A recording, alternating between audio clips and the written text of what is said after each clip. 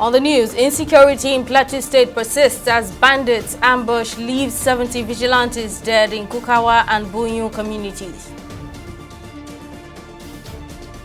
Trouble in Coalition's ADC as members file suit challenging the legality of interim executives' positions. And Labour Party set to expel Peter Obi over alliance with ADC coalition.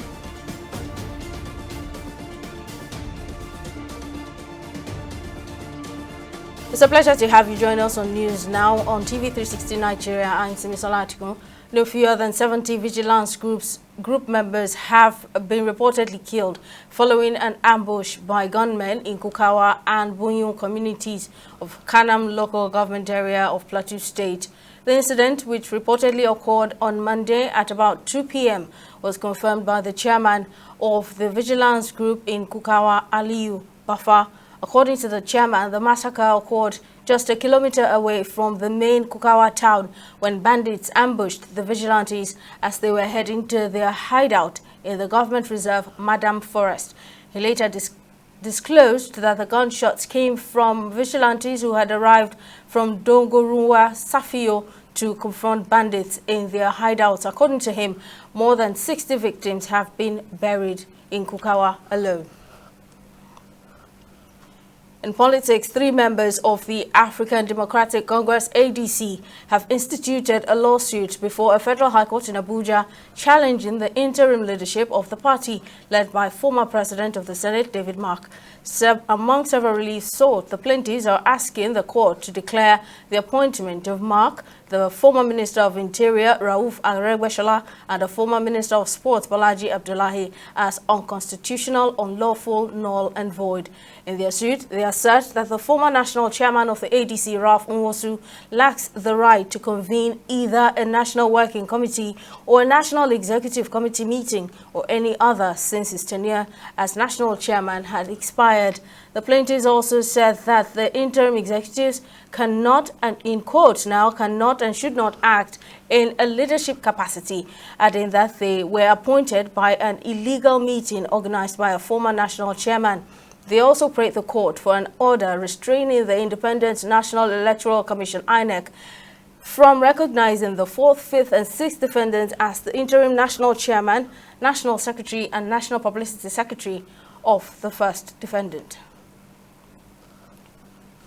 Away from politics to education, the Joint Admissions and Matriculation Board JAMB has set 150 as the cutoff mark for admission into universities in the country.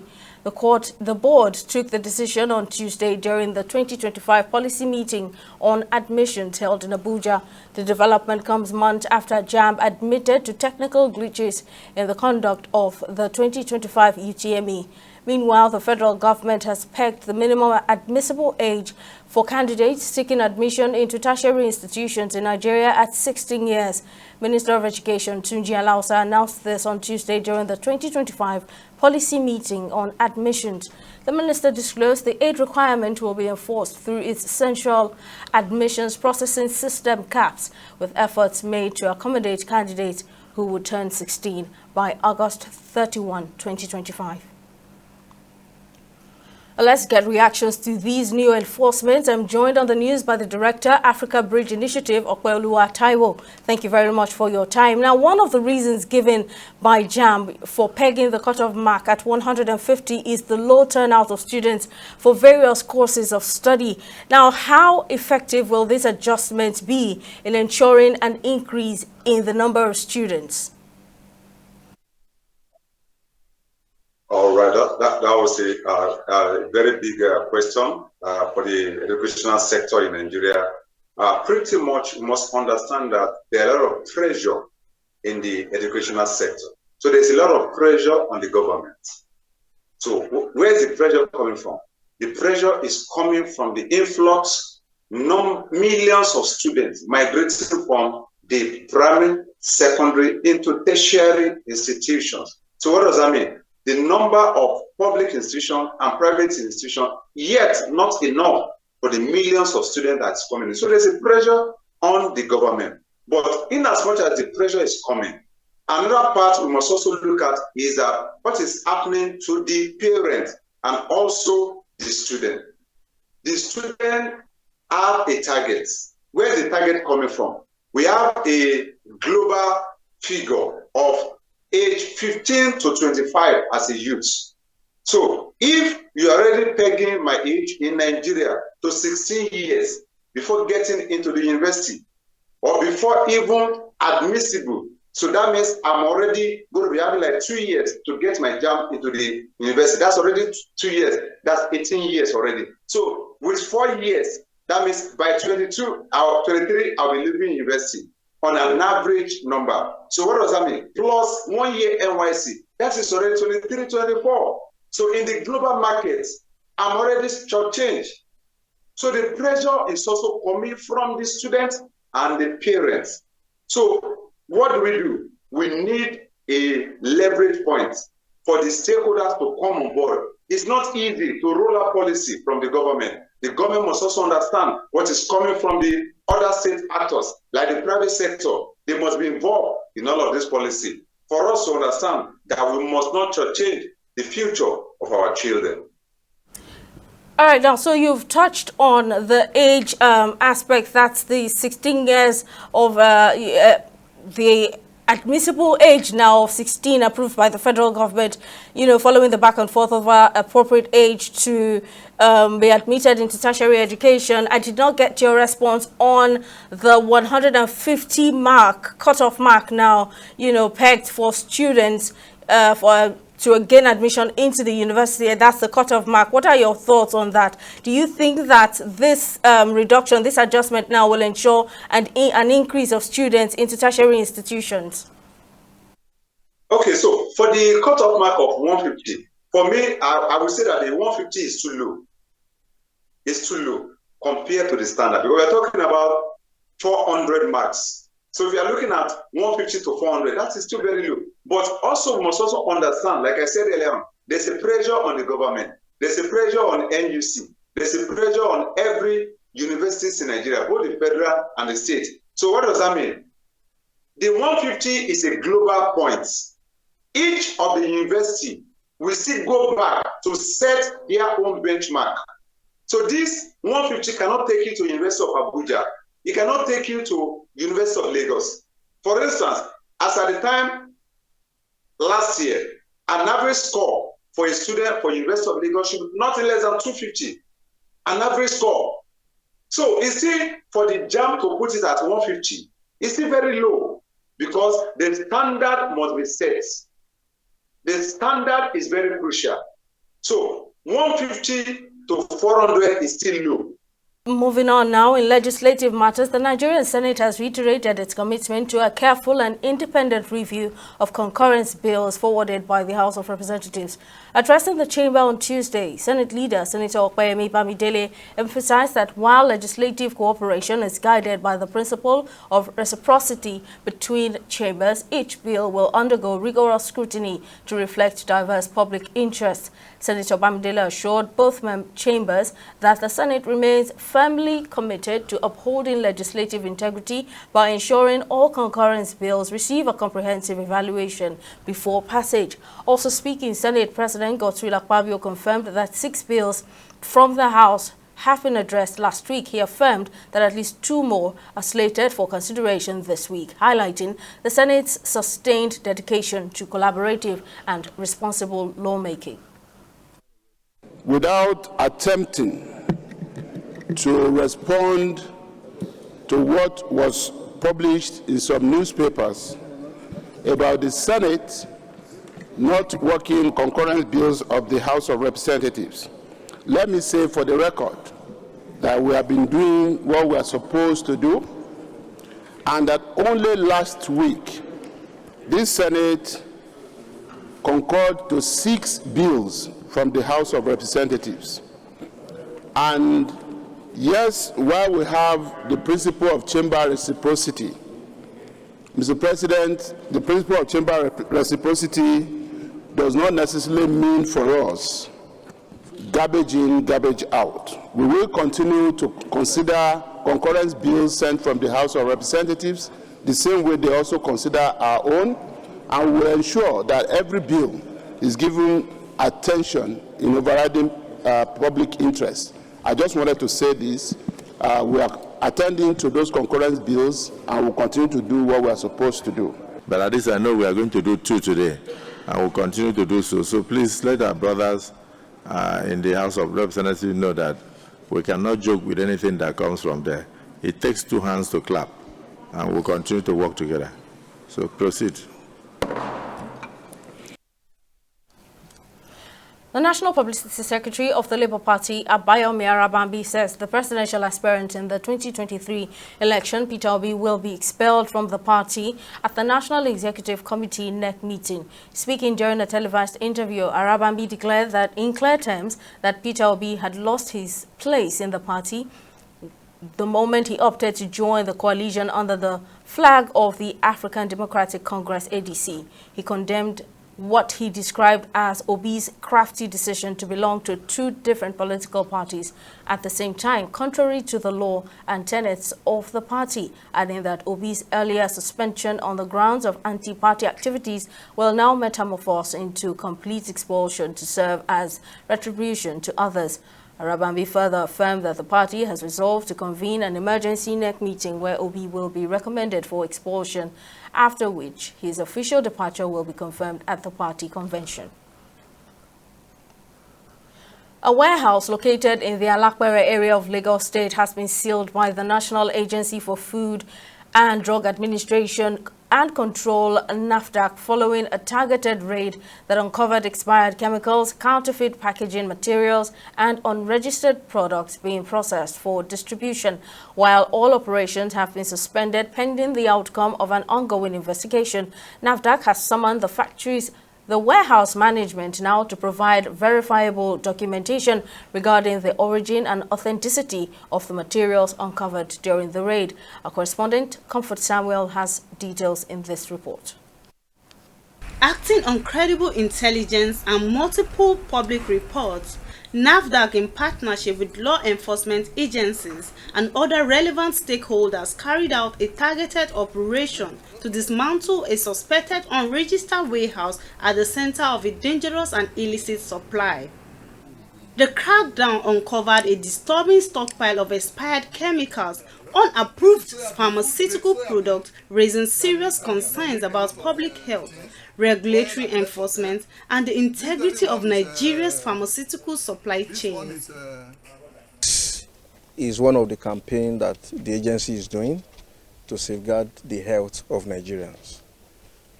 We got information that some people are using the facade of doing business to do criminality, serious criminality that is going on here, to also endanger the life of fellow citizens.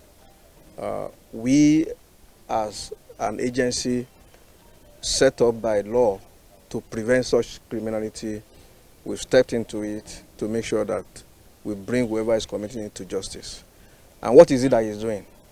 Simply, is to engage in sales of expired chemicals. This is extract flavoring liquid. It's for food, flavor for food. They brought them and he's selling them. Everything is jammed together in this very particular place. Honestly, I don't know. Maybe when we see him, when we are interrogating him, he will be able to tell us exactly what was his agenda. What his plan is to murder as many people as possible, to kill as many Nigerians as possible, because anything you get from here, and he's selling them regularly. We've been able to get a lot of documents from him, a lot of documents, and the people that are also patronizing him. So this investigation have just started. We have not gone anywhere. We are going to get to the very root of everything that happened in this very particular place. Several individuals linked to the illegal operation have been arrested and are currently in custody for further interrogation. NAFDAC has also issued a public warning about the dangers of unregulated products, urging consumers to remain vigilant, verify the authenticity of products, and report any suspicious activities to its nearest office. Where you see something, say something. Like neighbors of this place now, no clandestine activity is going on there. Report. If you don't report, you also will be partaker of the evil act when the thing happens. If not you, your family or any other person can partake. So report to NAFDAC so that we can take action. That's what my message to Nigerians are.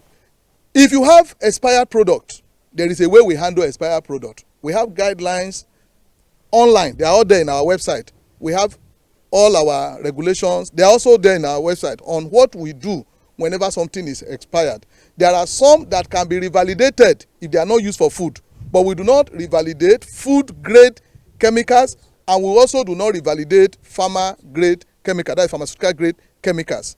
We do not. And SCPN, we do not. And even SCPN, I don't issue permit. It's not just an ordinary raw material. There are a number of measures that you go through to get it. And nobody gave this man any SCPN. How did he get it? He has a lot of questions to answer. NAFDAC has vowed to intensify its enforcement efforts and strengthen collaboration with communities, stakeholders, and security agencies to eliminate the circulation of unsafe products and uphold the integrity of Nigeria's health and safety standards. Comfort Samuel, TV360 News, Lagos. It's time for a quick break. When news now returns, Russian authorities launch investigation into the death of a former minister shortly after his removal from office. Stay with us for details.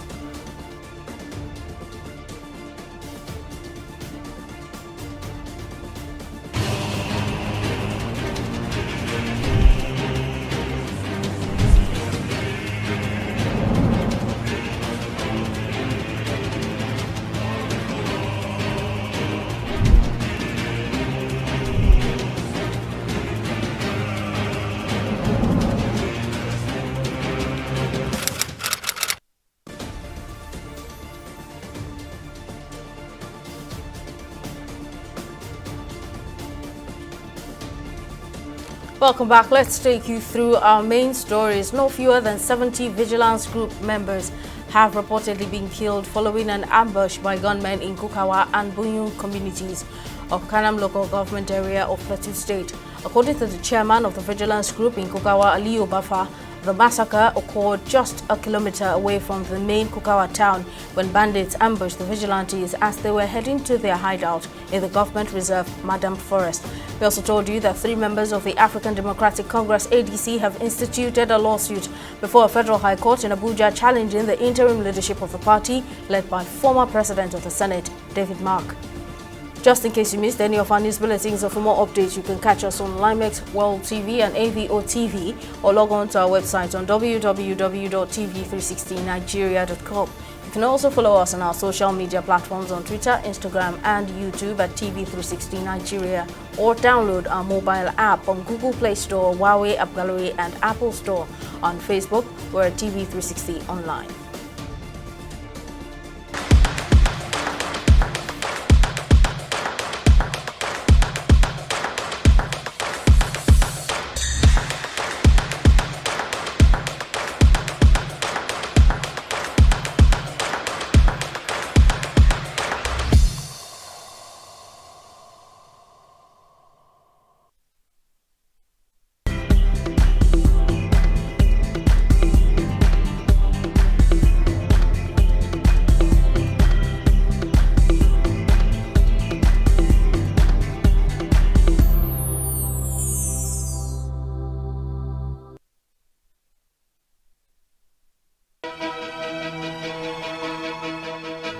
Opinions are free, facts are sacred, but truth is universal.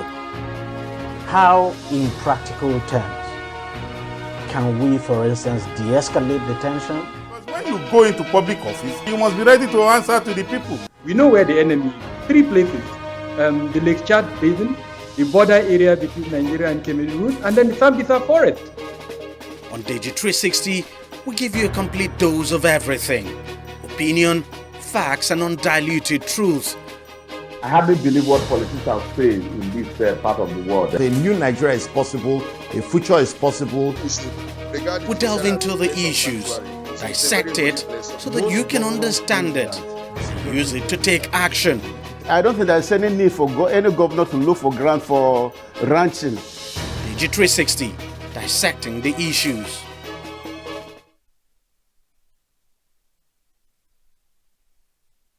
Let's now switch gears to business news. Victoria Konde has the latest. Over to you, Victoria. Thank you very much, Simi. Welcome to Business News. Now, Vice President Kashim Shettima has called on the Nigerian judiciary to enhance trust and efficiency within the country's capital market.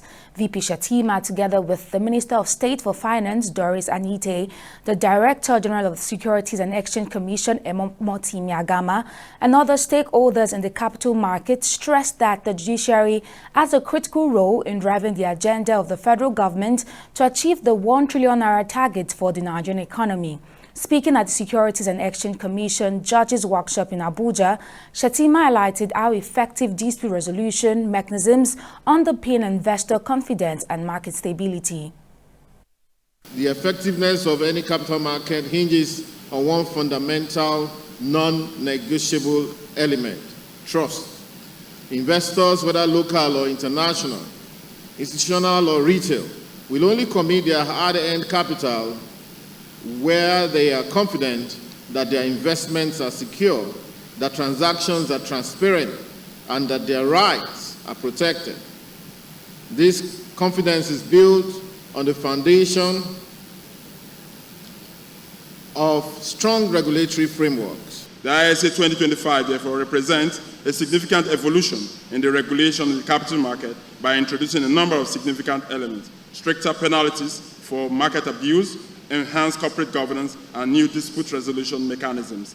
As judges, your interpretations of these provisions will set legal precedents that will shape market behavior for decades. I am confident that the knowledge and insights that will emerge from this forum will significantly enrich our jurisprudence and on capital markets, or capital market matters, and ensure the fair resolution of disputes, and further enhance the credibility of our financial regulatory ecosystem. Still on business, economic experts believe Nigeria's economy is resilient enough to absorb a potential 10% tariff if U.S. President Donald Trump follows through on his threat to impose additional levies on the country for aligning with what he called the anti-American policies of BRICS. Speaking to TV 360 Nigeria, economist Akin Ogunshola stated that Nigeria has the capacity to withstand such a tariff, noting that the country is increasingly turning towards BRICS nations, particularly China.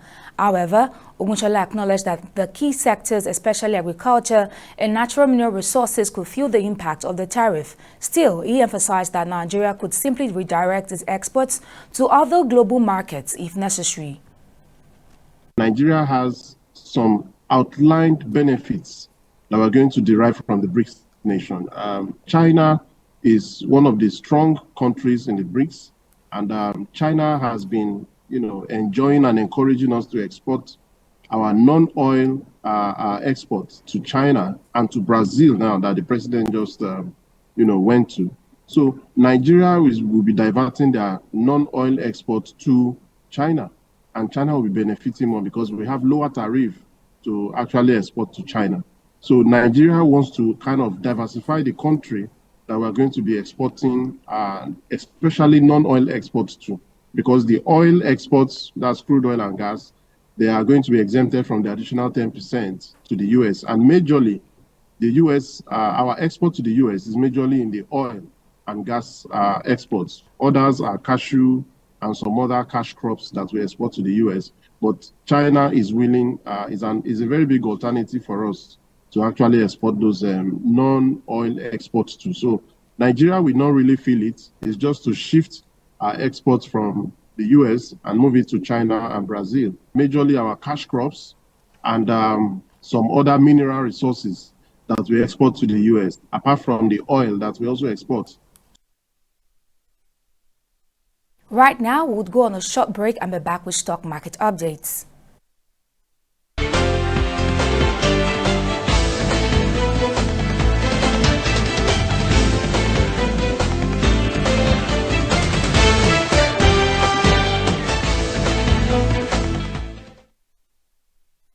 Welcome back. It's the second trading day of the week and the Nigerian equities market closed in positive territory, recording a slight gain of 0.3%. The market capitalization now stands at 76.8 trillion naira. A total of 126 listed equities participated in today's trading session, with 57 gainers and 21 losers. Nigerian Exchange Group led the gainers with a 10% price increase, closing at 56 naira 10 kobo per share, and was followed by Champion Breweries. At the end of today's session, over 1 billion shares were traded in 24,770 deals, with a total market value exceeding 18 billion naira. Now, when this is compared to Monday's performance, today's session recorded a 22% increase in volume, a 29% jump in turnover, and a 3% rise in deals. On the global scene, major indices traded mixed. The UK's FTSE and Japan's Nikkei closed higher, while the US Dow Jones slipped as investors reacted to fresh updates surrounding President Trump's proposed tariffs. In the forex market, the naira traded at 1,560 naira to the US dollar on the parallel market, and at 2,180 naira to the British pound and 1,800 naira to the euro, holding firm despite ongoing macroeconomic challenges. That's it on both business and stock market updates. Back to you, Simi, for the rest of the news. Thank you very much, Victoria. Another foreign thing.